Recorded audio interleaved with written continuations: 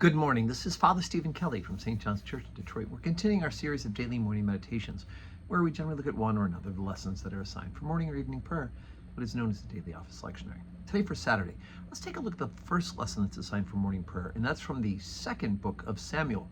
David is now the king. Saul has died. He was died in battle, as well as Jonathan, his son, who was the heir apparent if God had allowed that lineage and dynasty to continue. David is now the king, and he is working his way towards establishing the city of Jerusalem, but not there yet.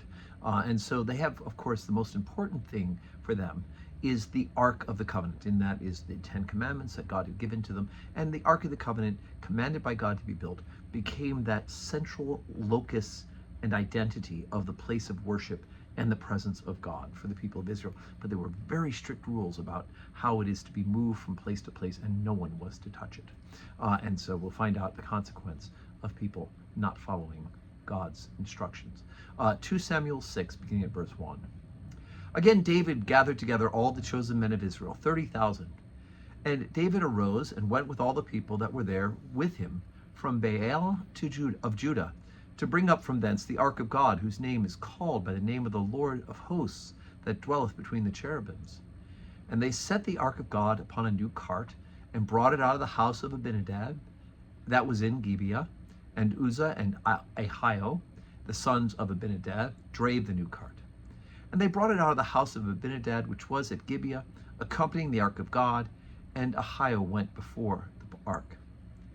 And David and all the house of Israel played before the Lord on all manner of instruments of fir wood, even on harps and on psalteries and on timbrels and on cornets and on cymbals.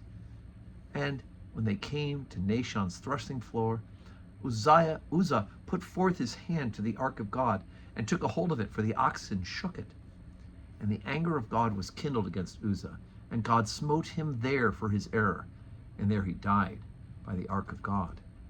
And David was displeased, because the Lord had made a breach upon Uzzah, and he called the name of that place Perez Uzzah to this day.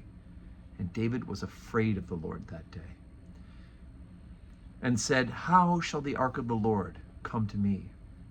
So David would not remove the ark of the Lord unto him into that city of David, but David carried it aside into the house of Obed-Edom the Gittite. And the ark of the Lord continued in the house of Obed-Edom the Gittite 3 months. And the Lord blessed Obed-Edom and all of his household. So obviously the ark was not to be touched, and even though Uzzah did something out of perhaps instinct, he knew better that the ark was not to be touched. Even if the oxen shook it a bit, it could only be carried by the poles that were put through the rings by those who were appointed of the right tribe. And if anything else, there was consequences. And unfortunately, Uzzah suffered that very consequence to this day. It seems really harsh to us, but David's going to have issues. Saul, of course, had issues with his pride and his vanity. David's going to eventually have issues as well. He's going to please God in more ways than he's going to have issues with him. But every time somebody decides that they can go beyond, do something else, maybe even add to God's will and law, that always ends up being, it always ends up being a disaster. We need to be on the street and narrow, on the straight beam. Today is Saturday, and we have today at 10 o'clock the funeral for Kathy. Kathy Morgan, who passed away a few weeks ago, will be memorialized, and we will pray for the repose of her soul at 10 o'clock. That'll be available on all the live streams if you're unable to get here.